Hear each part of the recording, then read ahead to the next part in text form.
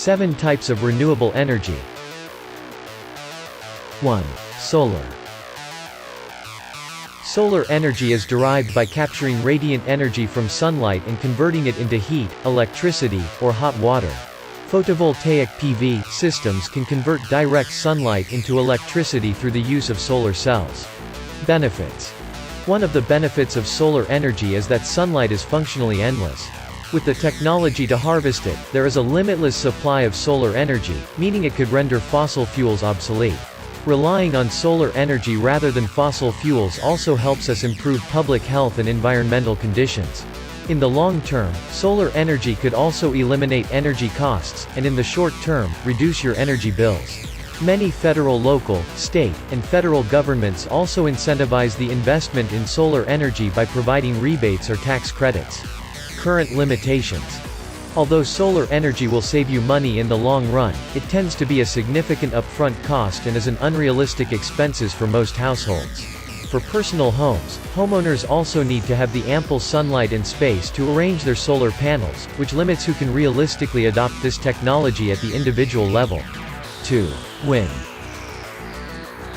Wind farms capture the energy of wind flow by using turbines and converting it into electricity. There are several forms of systems used to convert wind energy and each vary. Commercial-grade wind-powered generating systems can power many different organizations, while single wind turbines are used to help supplement pre-existing energy organizations. Another form is utility-scale wind farms, which are purchased by contract or wholesale. Technically, wind energy is a form of solar energy. The phenomenon we call wind is caused by the differences in temperature in the atmosphere combined with the rotation of Earth and the geography of the planet. Benefits. Wind energy is a clean energy source, which means that it doesn't pollute the air like other forms of energy. Wind energy doesn't produce carbon dioxide, or release any harmful products that can cause environmental degradation or negatively affect human health like smog, acid rain, or other heat-trapping gases. 2. Investment in wind energy technology can also open up new avenues for jobs and job training, as the turbines on farms need to be serviced and maintained to keep running. Current limitations. Since wind farms tend to be built in rural or remote areas, they are usually far from bustling cities where the electricity is needed most. Wind energy must be transported via transition lines, leading to higher costs. Although wind turbines produce very little pollution, some cities oppose them since they dominate skylines and generate noise. Wind turbines also threaten local wildlife like birds, which are sometimes killed by striking the arms of the turbine while flying. 3. Hydroelectric. Dams are what people most associate when it comes to hydroelectric power. Water flows through the dam's turbines to produce electricity, known as pumped storage hydropower. Run-of-river hydropower uses a channel to funnel water through rather than powering it through a dam. Benefits. Hydroelectric power is very versatile and can be generated using both large-scale projects, like the Hoover Dam, and small-scale projects like underwater turbines and lower dams on small rivers and streams. Hydroelectric power does not generate pollution, and therefore is a much more environmentally friendly energy option for our environment. Current limitations.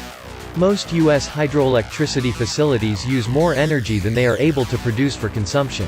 The storage systems may need to use fossil fuel to pump water. 3. Although hydroelectric power does not pollute the air, it disrupts waterways and negatively affects the animals that live in them, changing water levels, currents, and migration paths for many fish and other freshwater ecosystems. 4.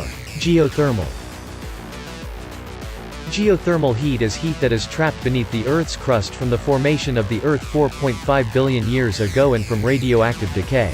Sometimes large amounts of this heat escapes naturally, but all at once, resulting in familiar occurrences, such as volcanic eruptions and geysers. This heat can be captured and used to produce geothermal energy by using steam that comes from the heated water pumping below the surface, which then rises to the top and can be used to operate a turbine. Benefits. Geothermal energy is not as common as other types of renewable energy sources, but it has a significant potential for energy supply. Since it can be built underground, it leaves very little footprint on land.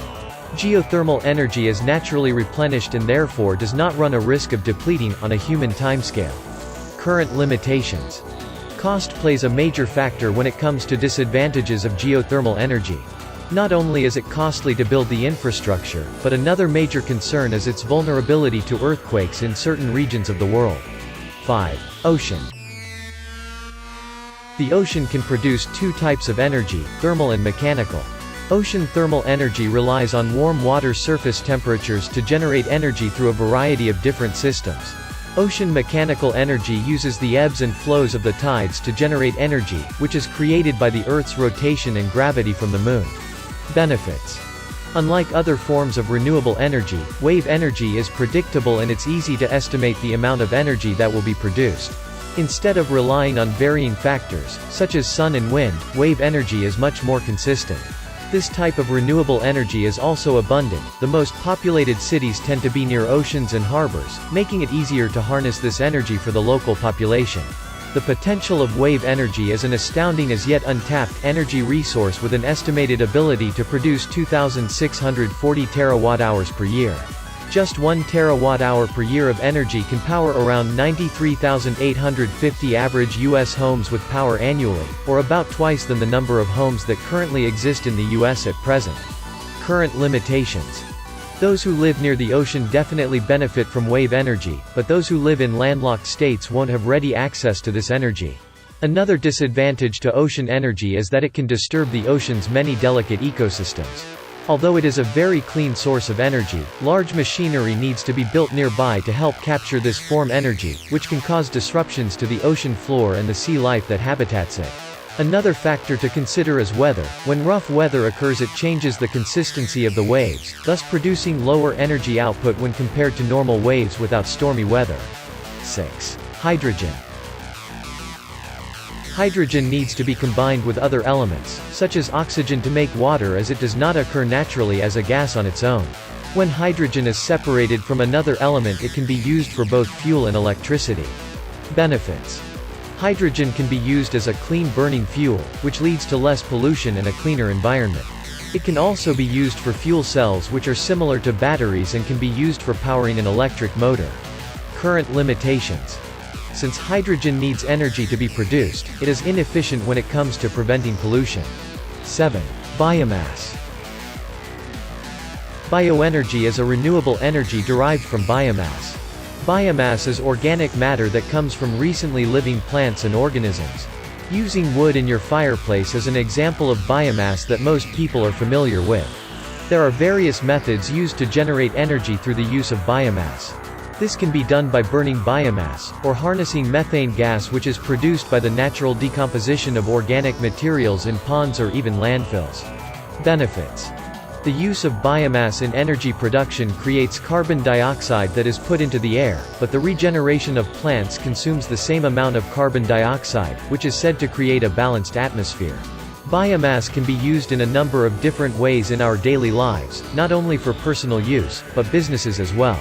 In 2017, energy from biomass made up about 5% of the total energy used in the U.S. This energy came from wood, biofuels like ethanol, and energy generated from methane captured from landfills or by burning municipal waste. Current limitations. Although new plants need carbon dioxide to grow, plants take time to grow.